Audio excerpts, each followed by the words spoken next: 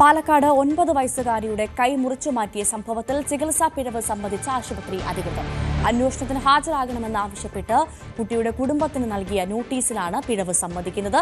സർക്കാർ നിയോഗിച്ച വിദഗ്ധ സംഘം കുട്ടിയുടെ കുടുംബത്തിന്റെ മൊഴി രേഖപ്പെടുത്തി. കഴിഞ്ഞ സെപ്റ്റംബർ 24-നാണ് കളിക്കുന്നതിനിടെ വീണ് കുട്ടിയുടെ വലതു കൈക്ക് പരിക്കേറ്റത്. ചിറ്റൂർ താലൂക്ക് ആശുപത്രിയിൽ നിന്ന് വിദഗ്ധ ചികിത്സയ്ക്കായി ജില്ലാ ആശുപത്രിയിലേക്ക് മാറ്റി. അവിടെ വെച്ച് കൈക്ക് പ്ലാസ്റ്റർ ഇട്ട് വിട്ടെങ്കിലും പിന്നീട് കൈയുടെ നിറം മാറുകയും അസഹനീയമായ വേദന അനുഭവപ്പെടുകയും ചെയ്തു. തുടർന്ന് കോഴിക്കോട് മെഡിക്കൽ കോളേജിൽ എത്തിച്ചപ്പോഴാണ് അണുബാധ രൂക്ഷമായെന്നും കൈ മുറിച്ചു മാറ്റണമെന്നും ഡോക്ടർമാർ നിർദ്ദേശിച്ചത്. ജില്ലാ ആശുപത്രിയിൽ വെച്ച് മതിയായ പരിശോധനകളോ ചികിത്സയോ നൽകാത്തതാണ് ഈ അവസ്ഥയ്ക്ക് കാരണമായതെന്ന് കുടുംബം പോലീസിൽ പരാതി നൽകി. എന്നാൽ ആശുപത്രിക്ക് വീഴ്ച സംഭവിച്ചിട്ടില്ല എന്നായിരുന്നു അധികൃതരുടെ വാദം. സംഭവത്തിൽ തുടർ നടപടികളും ഉണ്ടായില്ല. ഇതോടെ ആരോപണം ശക്തമാക്കി കുടുംബം വീണ്ടും രംഗത്തെത്തി. പിന്നാലെയാണ് സർക്കാരിന്റെ നിർദ്ദേശപ്രകാരം നിയോഗിച്ച വിദഗ്ധ സംഘം അന്വേഷണം നടത്തുന്നത്.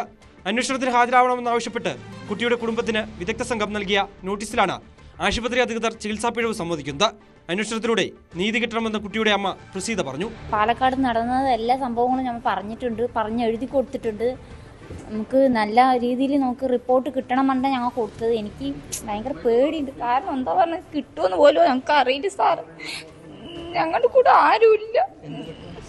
നല്ല നീതി കിട്ടുമെന്ന് ഞങ്ങൾക്ക് അറിയില്ല. സത്യമായിട്ട് എനിക്ക് വളരെ പേടിയുണ്ട്. കാരണം എന്താ പറഞ്ഞാൽ ഞങ്ങൾക്ക് ആരുമില്ല, സഹായിക്കാൻ ആരുമില്ല. അവരൊക്കെ വലിയ ഉദ്യോഗസ്ഥന്മാരാണ്. പല്ലശ്ശന സ്വദേശി വിനോദിന്റെ മകൾ വിനോദിനിക്കാണ് കൈ നഷ്ടമായത്. കുട്ടിയുടെ കൈ മുറിച്ചു മാറ്റിയതിന് പിന്നാലെ പാലക്കാട് ജില്ലാ ആശുപത്രിയിൽ കുട്ടിയെ ചികിത്സിച്ച 2 ഡോക്ടർമാരെ സസ്പെൻഡ് ചെയ്തിരുന്നു. ന്യൂസ് 18 പാലക്കാട്.